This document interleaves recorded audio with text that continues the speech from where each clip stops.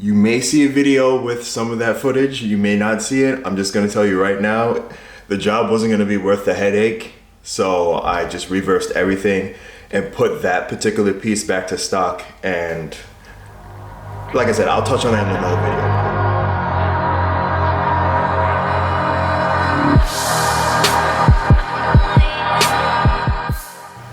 And just like that, we are back. It is me, Vanglorious. Welcome back to my channel. So today, I'm gonna keep it short and sweet with you guys with the intro. I'm gonna be installing a part. I don't normally do a lot of installs on the 8.6, just because I've been kind of working with the Supra most of this past year or 2 years, but I need to give the 8.6 a little bit more love. I'm going on 6 years with this car. I need to keep it fresh. So, in my opinion, this is gonna help. This is the IRP short throw shifter V3. So individual racing parts, that's the company.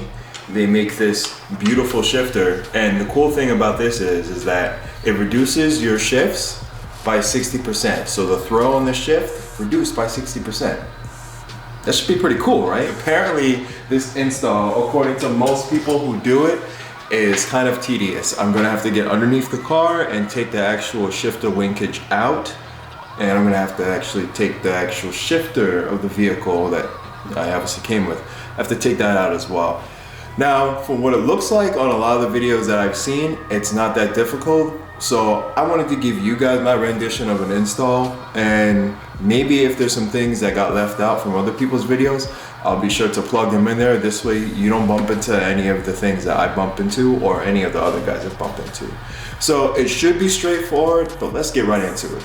So first off, now we are in the vehicle. Obviously you're gonna wanna get a lot of this stuff off. So we'll start tackling this center portion, and then I'll show you the other areas you need to get to. But I figure I'll give you some up close action. So you wanna start by prying off the top of this. Okay, and we'll remove any ornaments that I decide to have. Throw them back there. Okay, so before I actually take this whole thing off, you want to get the shifter off. This easily screws off. So the shift knob comes right off. Boom. Okay, there's going to be a harness attached to your traction control buttons. Let's see if I can put you right here. So on your traction control buttons, right here, press it and it comes out. So there's going to be a series of Phillips screws that you have to remove so you can take the center console out. Make sure we take the boot off of here. Just pull up. Okay. There we go. So now that's off. Remind me that I need to replace this because it looks clapped the hell out. You can see everything exposed here. So this is your center console that we're looking at here. And then, like I said, we're gonna take those Phillips screws out and then get the whole console out. Then we can get to the fun looking part. Before we take out some of these other bolts, these side panels, you're gonna remove these. So typically, they just come out. Do not be afraid to move these. A lot of them are going to be kind of tough into place. If you've never had to take these out, then you're basically just going to pull. So they have tabs on them, 1, 2, and 3. Pull out this way. So if you pull out this way, it'll take them out pretty nice. And they have these on the side here. So just be mindful of that. So now that you have that done, you're going to need to get this USB out. You want to push that with your finger. And then bring this a little forward. And there's a push clip on the top. Just take it off. And you can put that right there. Up. Alright, see what I did? I just put my finger in the side and pulled up. That's all it takes. Now we're going to start with the screws here. So these are Phillips, 1, 2.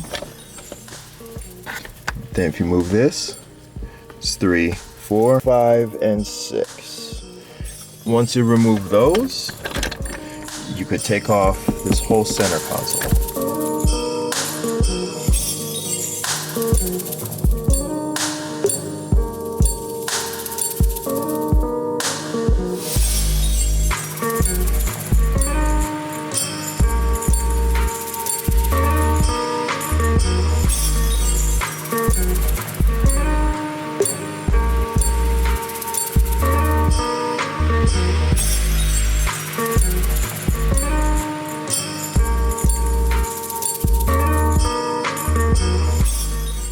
Okay, so this is the area in focus. We're gonna take these off.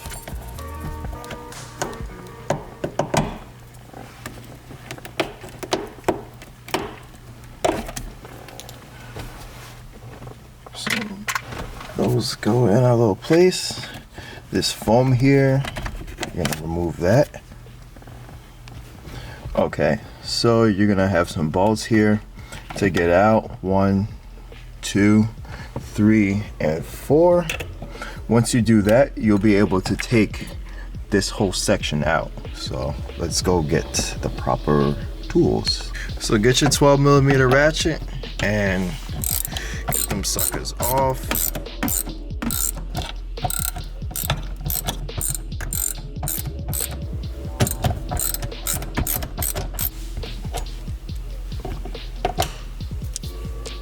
Sure you take this clip off here so you can get that off. You'll see it's just above it and below it. So now this is out of here. Lay that to the side. Then you have your rubber boot and take that off. For this, it's not complicated. The good news is that you really just need to take these 4 10s off, and then you should be able to get this out of the its position here. There's also a boot under here. I don't know how best I'll be able to show it to you, but I'll get you a look at it. You'll peel it to the side, and I'll put this on video. So I'll climb on the other side after I get the 4 10mm bulbs off. And this way you'll be able to see it. It's a pin and a washer, and then the transmission linkage is in there, and you just have to undo it. And I'll show you an easy way how to get it out. So make sure you're in neutral, and you'll see there's your linkage right there.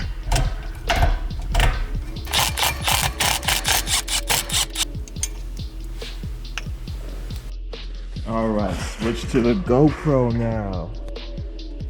All right, so see that right there?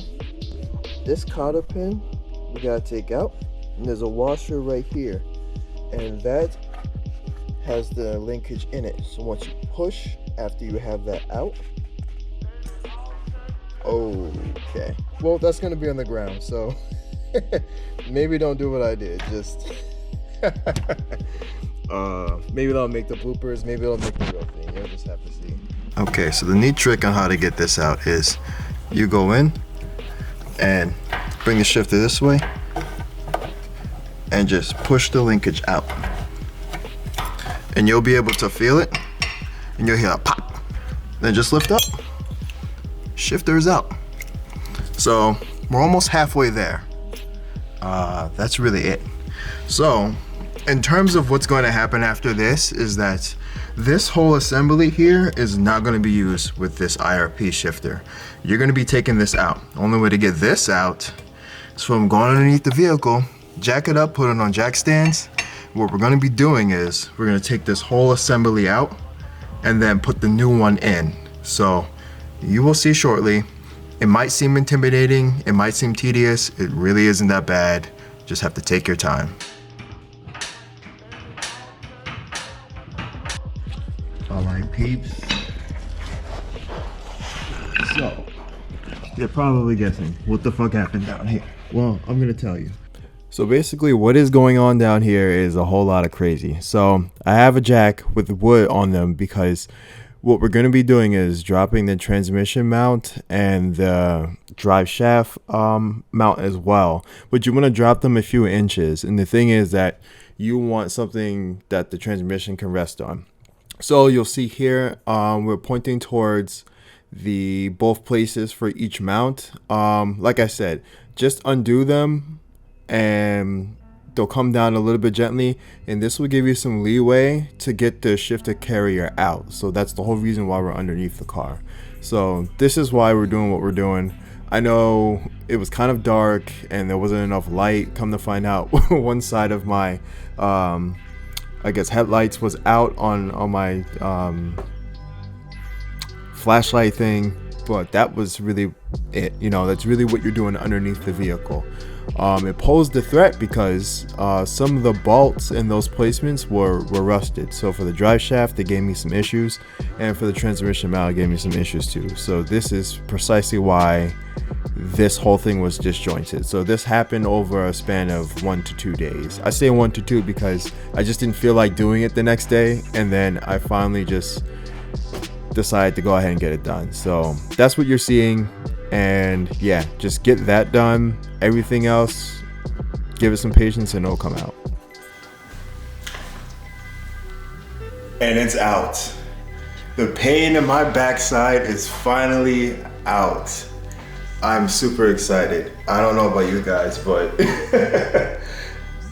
basically it took me another attempt because I did see some rust. Well, not some, I saw an abundant amount of rust on some of these bolts that were connected to the transmission cross member and one for the drive shaft. So I was a little like intimidated. So I basically put everything back together. And then I was kind of frustrated because I was like, man, fuck this shit, I could do this. So I got me, it's a WD-40 Specialist penetrant, and I basically soaked all those bolts. One needed to get soaked twice, but they all came out with a little bit of elbow grease. And then I finally was able to finagle this out of the vehicle. So the most tedious part about this is trying to get this shit out. Once you're done with that, yeah, it's basically going to be about installing the new IRP shifter. So I'll pick up the camera at some point. I'm sorry this isn't super thorough when I was underneath the car. It's just that I got this thing where I'm not on a lift, so I'm trying to be as careful as I can, and I don't want to be trying to make content and all this stuff and then fuck around and then the shit falls on me. So, I mean, it's on jack stands right now, all 4 jack stands. So, I mean, I should be fine, but I'm playing it safe. So, I'm sorry that this one's a little disjointed, but that's how this is going. Okay, so there are directions that come with putting this short throw shifter on, but basically what they don't tell you is you really should be trying to assemble half of it first and then putting on the boot and the end plates with the different screws and the nuts that go to them. This way it'll sit flush like this. Otherwise, if you do it the opposite way that it's labeled in the directions, you're gonna get it wrong and you're gonna be trying to tighten in screws in a not so great spot. So then you'll just have to take it out again. And then basically what you see here is just me rigging it up to the frame of the vehicle. So I'm just trying to set places for it. I have Loctite here that I'm putting on the actual screws that's screwing right there, and then we're just gonna screw them down. I've heard cases of some people's shifters coming undone because they didn't put Loctite on it. So I suggest you do that. Put some Loctite on it. This way you don't have to worry about it. And that's primarily it. If you follow the rest of the directions, you'll be good to go. All right, so the bottom end of the vehicle is buttoned up. Essentially, I put the shifter linkage into the shifter so we can actually use it. So if you take a look at this, first, second, third, fourth, fifth, sixth. Reverse. There's this button up top here. Sounds wild. When you're working on this, you want to make sure to have something, because on the end is going to be an Allen kind of indentation here, and then you're going to have a set screw. So to remove the slop off of the shifting, you will put it in first and then set this screw so where it's hitting this center pin right here. So you would tighten the screw, you would tighten the bolt against the pin here, and then go into sixth and do the same thing. This way, no slop. Perfect. Okay, so the reason why you need to chip this piece away is that when you go into reverse, you need that. That's important. All right, so my driving impression of this. You hear that?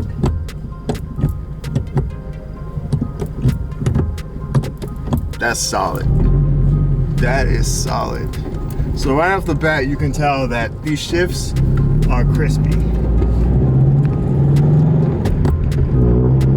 And under load, it's more satisfying, obviously. It's been a couple of days, and I've been kind of testing it out to see if I can like actually live with it, and I definitely can.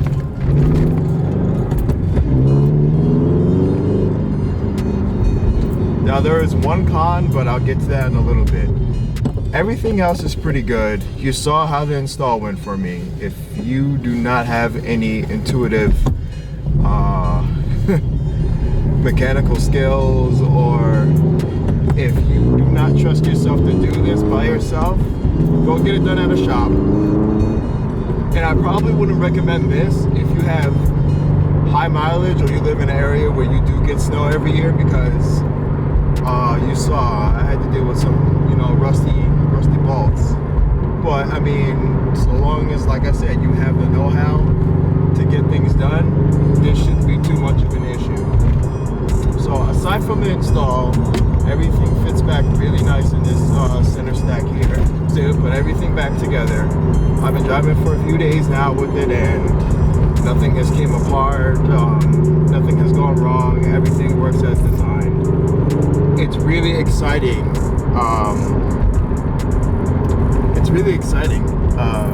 Driving this car again. It's super exciting driving this car again. I'm having a lot of fun, and honestly, I wish I had done this a little bit sooner. So right now I'm just rolling in fourth gear. I'm gonna have to make a turn soon. So I just want you to see how nice this shift is.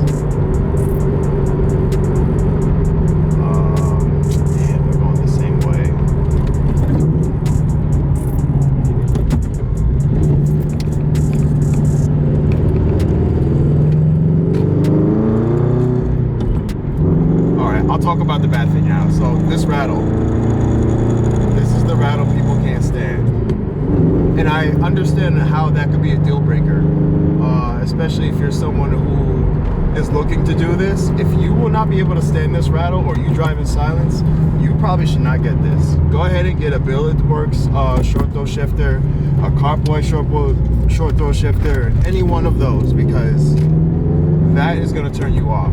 And it happens for me around 3.5 to 4 RPMs onward, so it don't stop after that. Whatever's in here is going to keep shaking, and that's just, you know, that's just something you're going to have to deal with. This is the version 3 of this short throw shift kit, and still that seems to be an issue. Like I said, not too much of an issue for me.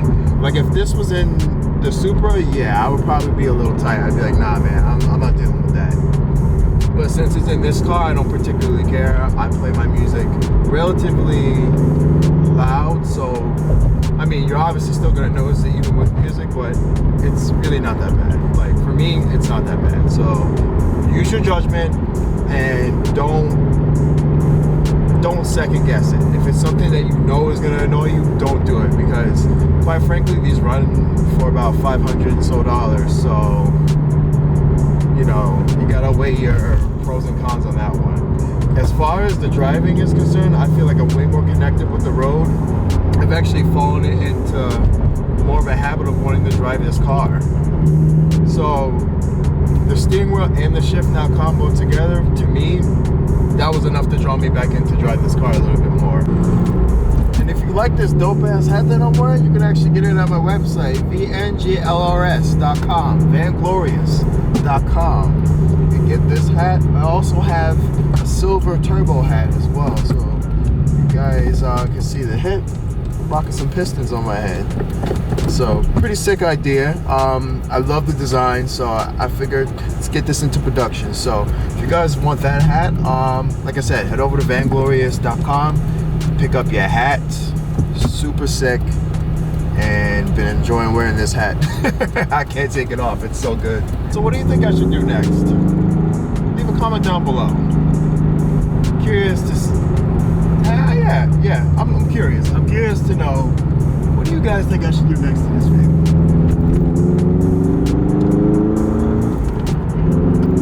most of the power stuff dialed in already, so let's just force induction. Probably not doing anything else bolt-on wise. Intake is not even worth it on this car. I mean, it's good for sound, but does nothing for power. I feel like we got the most important things out of the way already. Headers, overpipe, I have an exhaust, I have a tune. I don't know. Like, this build is pretty much done. But I do want to refresh some things. But what would you guys like to see me refresh? So yeah, I think that's a good question. What would you like to see me refresh on this car? Leave a comment down below. But I'll catch you guys in the next video. Thanks for tuning in. Make sure you like, comment, subscribe, share this shit everywhere. And yeah, I'll catch you guys in the next video. Stay safe. Peace.